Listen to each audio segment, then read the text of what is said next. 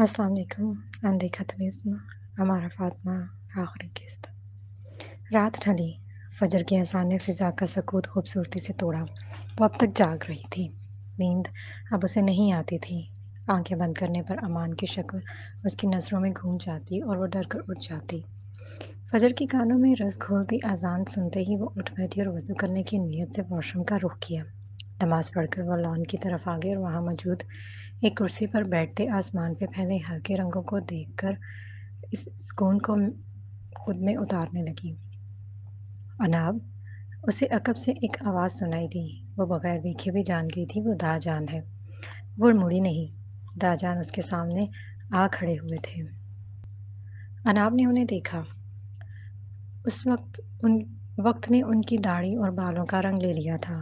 ان کے سفید بال اور داڑھی ان کی ضعیفی کا ثبوت دیتے تھے، لیکن ان کی شخصیت آج بھی 10 سال پہلے جیسی باروب معلوم ہوتی تھی، اور ان کے چہرے پہ نرمی اور شفقت آج بھی ویسی ہی تھی جیسی ہمیشہ اناب نے دیکھی تھی۔ داجان بھی اب اس کے ساتھ ہی رکھی دوسری کرسی پر آ بیٹھے۔ کیسے ہیں آپ داجان؟ اناب نے نرمی سے پوچھا، لیکن جانے اس کے لہجے میں کیا تھا جس نے داجان کے چہرے کا رنگ بدلا۔ بیٹے مجھے معاف کر دیں، وہ خود ہی کہہ بیٹھے۔ وہ سمجھ گئے تھے، کیسے ممکن تھا کہ وہ نہ سمجھتے؟ وہ اسی پل سب جان گئے تھے جب اناب کے منہ سے وہ نام سنا تھا جو پچھلے 5 سالوں سے وہ بھلا نہ پائے تھے۔ کس لیے داجان؟ اناب انجان نہیں تھی، لیکن بنی۔ یہ سب میری وجہ سے ہوا ہے، آپ کو یہ سب میری وجہ سے سہنا پڑا۔ ان کا لہجہ شکستہ تھا۔ اناب نے گہرا سانس لیا۔ امان نے کہا آپ قاتل ہیں، اس کی ماں کے، اس کی خوشیوں کے، اس کی اچھائی کے۔ کیا یہ سچ ہے داجان؟ وہ بہت معصومیت سے پوچھ بیٹھی۔ داجان کے چہرے پر شرمندگی کے آثار نمایاں تھے جو اناب سے بھی چھپے نہ رہے۔ آپ نے کیا تھا وہ سب؟ وہ خود ہی بولنے لگی۔ داجان، جب اس نے یہ بتایا میں یقین نہیں کر سکی کہ میرے داجان ایسا کر سکتے ہیں۔ میرے داجان کسی کی زندگی برباد کر سکتے ہیں۔ میرے داجان تو اصول پسند انسان ہیں، لیکن شاید میں غلط تھی۔ کچھ امان کی موت اور کچھ اس کی سچائی نے اناب کو دکھی کیا تھا۔ میں مجبور تھا اناب، داجان آہستگی سے بولے۔ کیسی مجبوری داجان؟ آخر وہ کون سی مجبوری تھی جس کی وجہ سے آپ نے کسی شخص کی زندگی برباد کر دی؟ میرے ہاتھ بندھے تھے، میں کچھ نہیں کر سکتا۔ میں تو صرف ڈین تھا، یونیورسٹی کا چیئرمین، اس منسٹر کا دوست تھا۔ میں کیا کر لیتا اناب؟ اگر میں کچھ کرنے کی کوشش کرتا تو مجھے نوکری سے ہاتھ دھونے پڑتے، اور وہ میں نہیں کر سکتا تھا۔ میرے بھی ذمہ داریاں تھیں۔ میرا بیٹا اس دنیا میں نہیں تھا، مجھے اس کے بچوں کو بہترین مستقبل دینا تھا۔ اگر میں اس لڑائی میں کودتا تو شاید میرا بھی وہی انجام ہوتا جو امان کا ہوا۔ لیکن داجان، اناب نے احتجاج کیا۔ نہیں اناب، میں بہت کمزور تھا، اور میں جانتا تھا طاقتور کی لڑائی میں کمزور ہی پستا ہے۔ میں اس کے لیے کچھ نہیں کر سکتا تھا۔ ان کے لہجے سے ندامت جھلکتی تھی۔ ریٹائرڈ ہونے کے بعد میں نے اس لڑکی کو ڈھونڈنے کی بہت کوشش کی، لیکن وہ مجھے نہیں ملا۔ مجھے اس لڑکے کے لیے افسوس ہے۔ اناب کچھ نہیں بولی، وہ بس خاموشی سے انہیں سنتی رہی۔ امان کی موت نے سب خود بخود ختم کر دیا۔ اب وہ کیا بولتی، کیا کہتی؟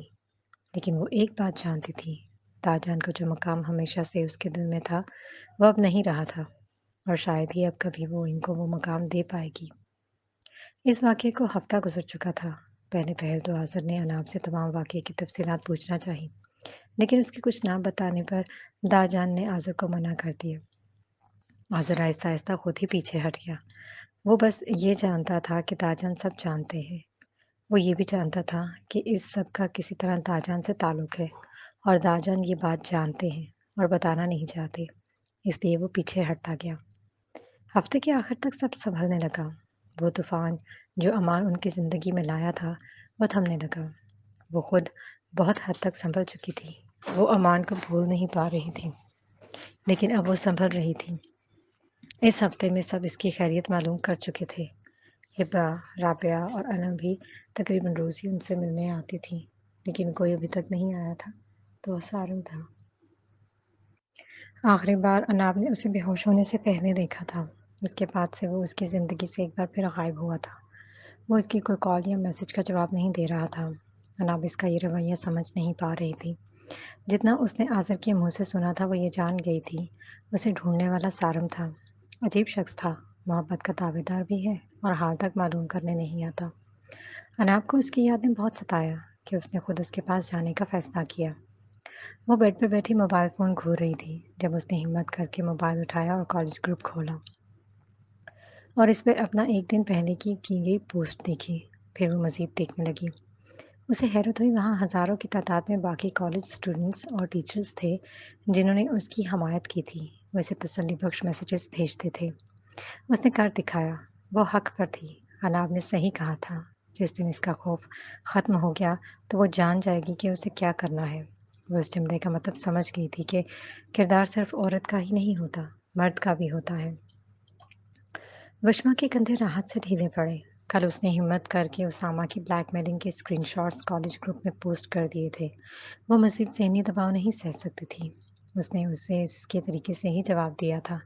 اس نے اسے بتایا تھا کہ اب وہ زمانہ نہیں ہے جہاں ایک عورت کا کردار صرف چند غلط تصاویر سے داغدار کیا جا سکتا ہے۔ اس تیزی سے ترقی کرتے ٹیکنالوجی کے دور میں اب لڑکی بھی اپنا دفاع کر سکتی ہے۔ جو دھمکیاں اسے ڈرانے کے لیے دی گئی تھیں، وشما نے انہی دھمکیوں کو اس کے خلاف استعمال کیا تھا۔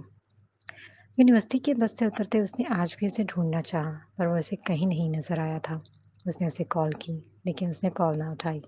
وہ تنگ آتے اس کے ڈپارٹمنٹ کی طرف بڑھنے لگی جب ایک کلاس کے باہر وہ کھڑا نظر آیا۔ اسے دیکھ کر اناب کی جان میں جان آئی تھی۔ وہ اپنے چند دوستوں کے ساتھ کھڑا تھا۔ اسے حیرت ہوئی وہ اس کی کال کیوں نہیں اٹھا رہا تھا۔ اناب نے دوبارہ کال ملائی۔ کچھ فاصلے پر کھڑے اس کی موجودگی سے بے خبر سارم نے موبائل بجتا دیکھا اور کال کاٹ دی۔ اناب کو تو منہ کھل گیا۔ غصے کی لہر نے اسے اپنی لپیٹ میں لیا۔ وہ تیزی سے قدم اٹھاتی اس کے قریب گئی۔ آپ مجھے اگنور کیوں کر رہے ہیں؟ اس کے پاس کھڑے لڑکوں کا لحاظ کیے بغیر وہ بولی۔ سارم نے حیرت سے اسے دیکھا اور کنکھیوں سے اپنی ہنسی چھپاتے اپنے دوستوں کو۔ ایسے کیا دیکھ رہے ہیں بتائیں؟ اسے ملنے کیوں نہیں آئے اور میری کال کیوں کاٹی؟ وہ دوبارہ اس پہ برسی۔ ہم چلتے ہیں سارم۔ ساتھ کھڑے لڑکے اس کے تیور دیکھ کر کھسک گئے۔ وہ آنکھیں بڑی کیے اسے گھور کر آگے بڑھ گیا۔ یوں اگنور کیے جانے پر تو اناب سرتا پیر تپ گئی لیکن پھر بھی اس کے پیچھے لپکی۔ سارم چلتے یونیورسٹی سے نکلتے اسی زیر تعمیر عمارت کی جانب آیا جو اب کافی حد تک مکمل لگتی تھی۔ اناب بھی اس کے پیچھے چل رہی تھی۔ عمارت کی داخلی سیڑھیوں پر بیٹھتے اس نے اپنے پیچھے آتی اناب کی جانب دیکھا تھا۔ یہاں کیوں آئے ہیں؟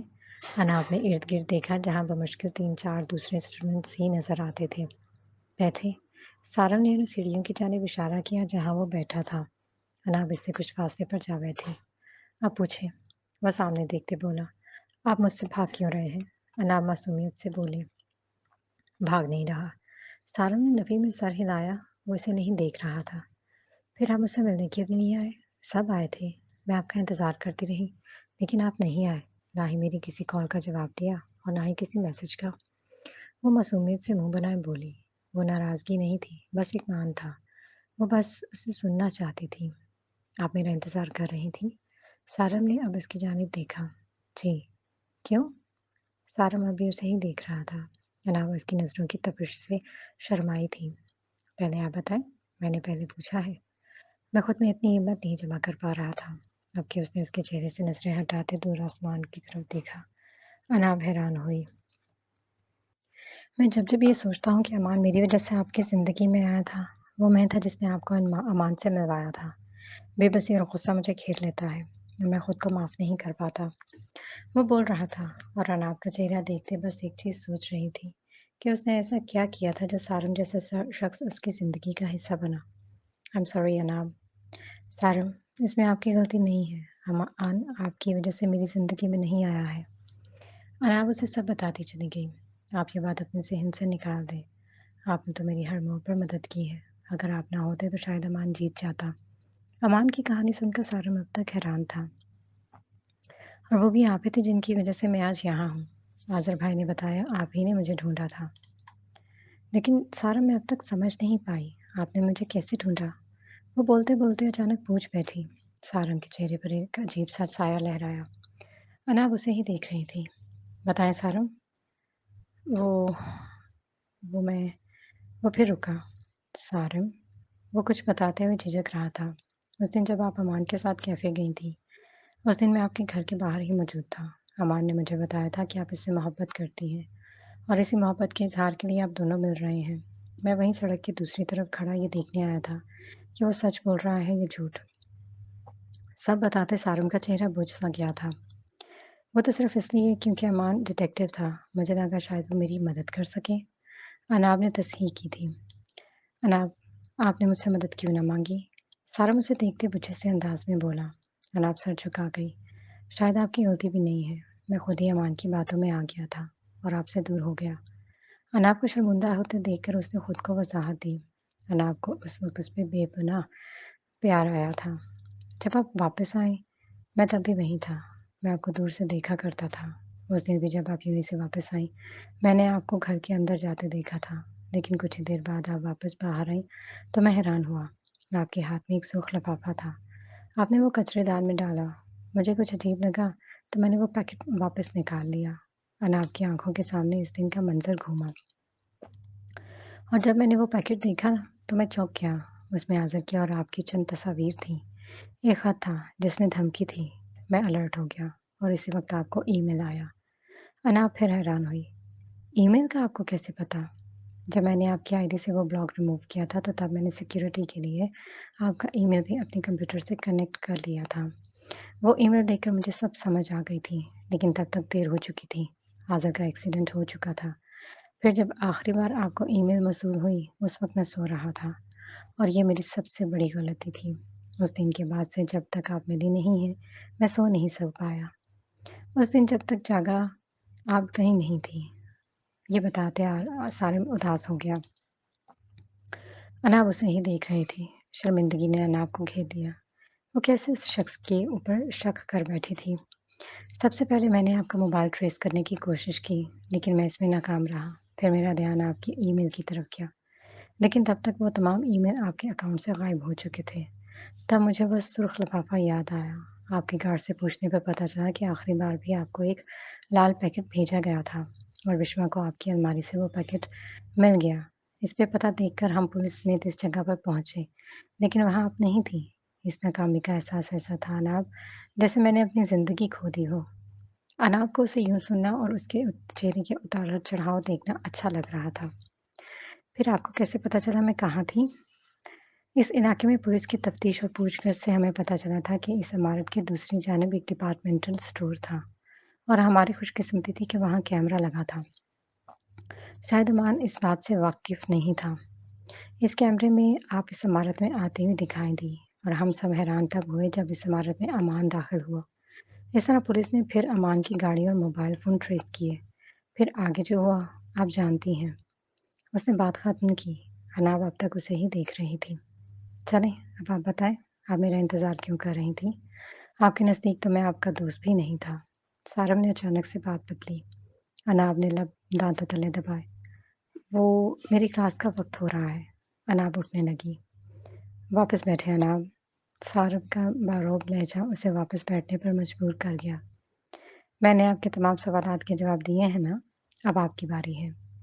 आप अभी तक वो बात दिल पर लगाए बैठे हैं। वो तो मैंने यूं ही कह दिया था। मेरा वो मतलब नहीं था। अनाब ने वजाहत दी। अच्छा चलें, आप बता दें आपके लिए मैं क्या हूँ? सारंग बोला। आप बताएं, आपके लिए मैं क्या हूँ? अनाब ने उल्टा सवाल किया। मेरे लिए आप दोस्त से कहीं बढ़कर हैं। आप मेरी पहली मोहब्बत हैं। वो इतने सादा अंदाज में इतनी बड़ी बात कह गया था। अनाब के चेहरे पर लाली फैली। अब आपकी बारी। वो फिर बोला। मेरे लिए? अनाब ने गहरा सांस लिया। मेरे लिए आप मेरी पहली नज़र की मोहब्बत पहली है। मैंने आपके लिए तभी कुछ महसूस किया था जब मैंने आपको पहली बार देखा था। सर झुकाए शर्माते वो आहिस्तगी से बोल रही थी। सारंग के चेहरे पर मुस्कुराहट फैलती चली गई। माहौल एकदम ऑकवर्ड हुआ था। दोनों के दरमियान तवील खामोशी छाई, लेकिन दोनों ही के चेहरों से मुस्कुराहट नहीं हटी। अनाब गर्दन मोड़े इमारत को देखने लगी। मैं सोच रही हूँ कि अगर ये इमारत ना होती तो शायद ही कभी हम मिलते। उस दिन इत्तेफाक से आप मुझे आता ना देखते और आप मेरे पीछे ना आते तो शायद ही आप कभी मुझे जान पाते। उसने बात बदली। इत्तेफाक? सारंग बोल उठा। हाँ, इत्तेफाक ही तो था जो आप यहाँ आए। तो मतलब आप नहीं जानती थीं? सारंग को जैसे झटका सा लगा था। क्या? अभी तो आपने कहा मैं आपकी पहली नज़र की पहली मोहब्बत हूँ। میرے دل کی دہلیز بھی آپ نے تبھی پار کی تھی جب میں پہلی بار آپ کو دیکھا تھا۔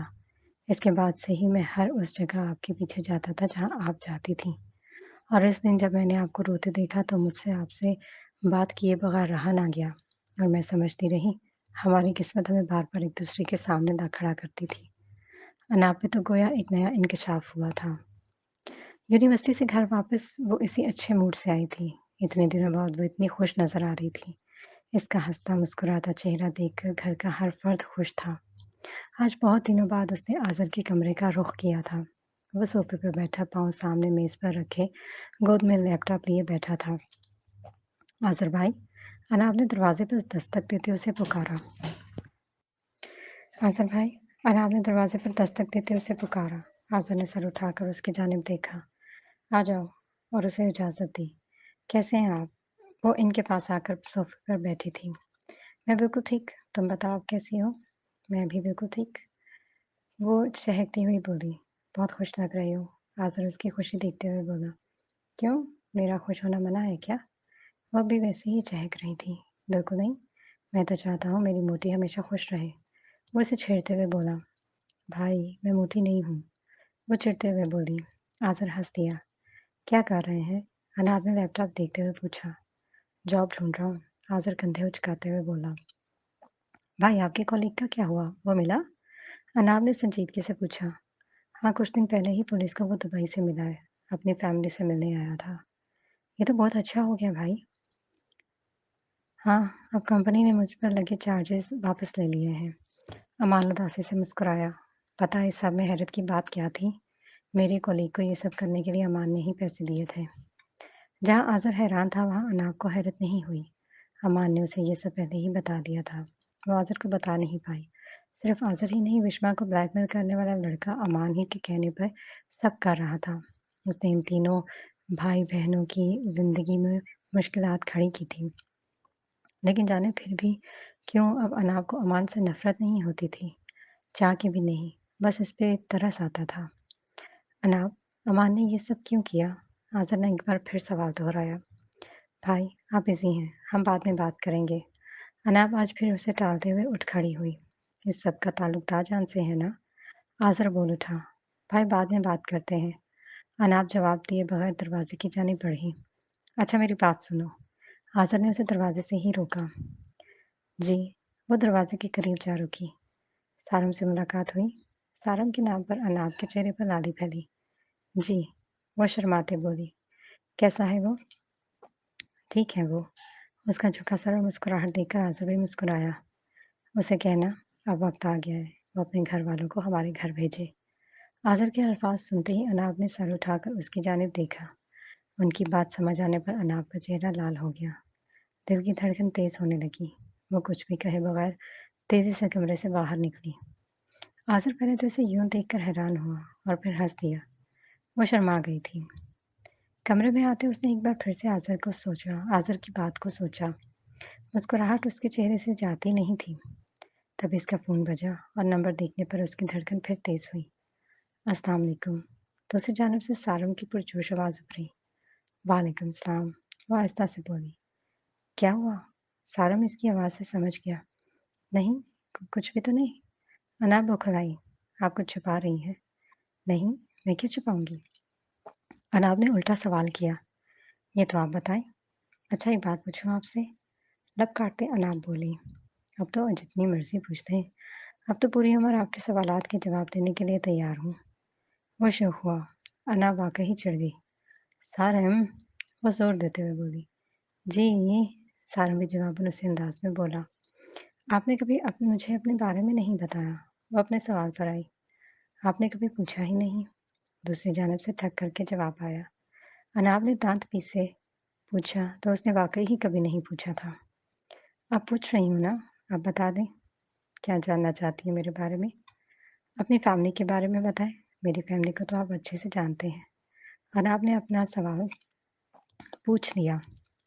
جانے کے اوپر سارم ہنسا۔ آپ ہنس کیوں رہے ہیں؟ ایسے ہی۔ تو میری فیملی کے بارے میں جاننا چاہتی ہیں تو میں بتاتا ہوں۔ میری فیملی اسلام آباد ہوتی ہے، میں لاہور گریجویشن کرنے آیا ہوں۔ یہاں میں 2 دوستوں کے ساتھ ایک اپارٹمنٹ شیئر کرتا ہوں۔ اور میری فیملی میں ماما پاپا اور مجھ سے بڑی ایک بہن ہے جن کی شادی ہو چکی ہے۔ ان کا سسرال بھی اسلام آباد میں ہی ہے۔ آپ ہی کے بعد ایک میں ہی ہوں جس نے خود اپنے لیے لڑکی پسند کی ہے اور کچھ دیر پہلے ہی اپنے گھر والوں پر یہ بم پھوڑ چکا ہے۔ وہ بہت مزے سے بتا رہا تھا۔ آخری جملہ سن کر اناب کے ہوش اڑ گئے۔ آپ نے بتا دیا تو کیا نہیں بتانا تھا؟ بتانا تھا پر اتنی جلدی؟ اچھا، تو انہوں نے کیا کہا؟ اناب تیزی سے پوچھنے لگی۔ انہوں نے کہا ہے کہ وہ لڑکی کی فیملی سے مل کر رشتہ پکا کرنا چاہتے ہیں اور یہ نائب کام کرنے وہ اگلے ہفتے لاہور آ رہے ہیں۔ ساروں نے تو گویا قسم کھائی تھی نا آپ کے ہوش اڑانے کی۔ اگلے ہفتے؟ وہ چیخی۔ جی، اگلے ہفتے، وہ زور دیتے بولا۔ اب سارم، اس نے بکھلا کر فون ہی بند کر دیا۔ سارم ہکا بکا بند ہوئی کال کو دیکھتا رہا اور پھر کھلکھلا کر ہنس دیا۔ ہفتے کا دن آیا۔ اناب ادب سے ایک صوفے پر بیٹھی تھی۔ سارم بھی اس کے سامنے ہی صوفے پر بیٹھا تھا۔ اناب کی تو شرم سے آنکھیں نہیں اٹھتی تھی، جبکہ سارم وقتاً فوقتاً ہی اسے دیکھ رہا تھا۔ وہ آج بہت پیاری لگ رہی تھی۔ طے پا گیا تھا کہ ساتھ ہی انگوٹھیاں تبدیل کر کے منگنی کی رسم بھی ادا کر دی جائے اور شادی دونوں کی تعلیم مکمل ہونے کے بعد طے کی جائے۔ سب اس پر متفق تھے۔ اناب کے ہاتھ میں سارم کی انگوٹھی پہنائی گئی۔ سارم نے اناب کے نام کی انگوٹھی پہنی۔ دونوں کا رشتہ مزید مضبوط ہوا۔ دونوں ایک دوسرے سے منسوب کر دیے گئے۔ اناب نے نظریں اٹھا کر سب کو دیکھا۔ ہر کسی کا چہرہ خوشی سے چہک رہا تھا۔ اناب نے سب سے نظر بچا کے سامنے دیکھا۔ سارم نے بھی اسی پر حاضر کی کسی بات پر سر ہلاتے سامنے دیکھا اور وہ پھل وہیں ٹھہر گیا۔ دونوں کی نظریں ملیں۔ دونوں کی آنکھوں کے سامنے ایک منظر گھوم گیا۔ وہ لمحہ جو امر ہو گیا تھا۔ یونیورسٹی بک شاپ میں وہ پرنٹر کا قصہ دونوں کی زندگیوں میں ایک حسین باب کھول گیا۔ پہلی بار ایک دوسرے کو دیکھ کر شاید دونوں کی روحوں نے ایک دوسرے کو پہچان لیا تھا۔ شاید دل کہیں نہ کہیں جان گیا تھا یہ دو روحیں ہمیشہ ہمیشہ کے لیے ایک ہونے کے لیے ہی آج آمنے سامنے آئی ہیں۔ ایک طویل اور تھکا دینے والے باب کے بعد ان دونوں کی زندگی کی کتاب کا ایک نیا باب کھولنے جا رہا تھا، جس کا آغاز انتہائی خوبصورت تھا اور اس خوشگوار باب پہ دونوں کی زندگیوں کا مشکل باب ختم ہوا۔